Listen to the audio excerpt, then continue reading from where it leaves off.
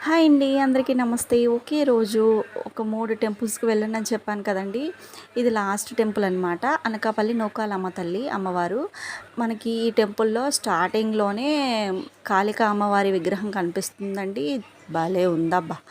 లోపల అంతా చాలా బావుందండి. చాలా పెద్ద గుడేని. ఇక్కడ కూడా లోపల చాలా చల్లగా ఉంది.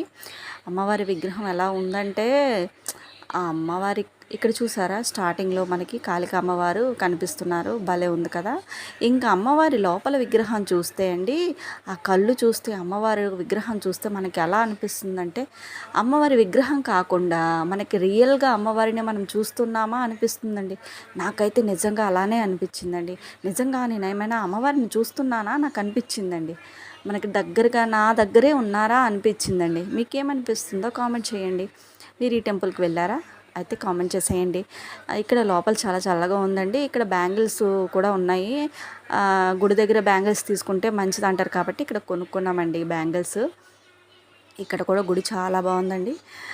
ఇంకా మొత్తం మా ట్రిప్ అంతా కూడా ఈ డే ట్రిప్ అంతా కూడా నేను లాంగ్ వీడియో చేశానండి.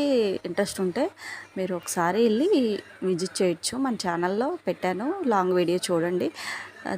చిన్న పిల్లలతో ఫన్నీ వీడియోస్ కూడా ఉన్నాయి. ఓకేనా? Please watch and subscribe and like చేసేయండి. మన ఛానల్ ఇంకా ఎవరైనా సబ్స్క్రైబ్ చేసుకోకపోతే తొందరగా చేసుకోండి. బాయ్.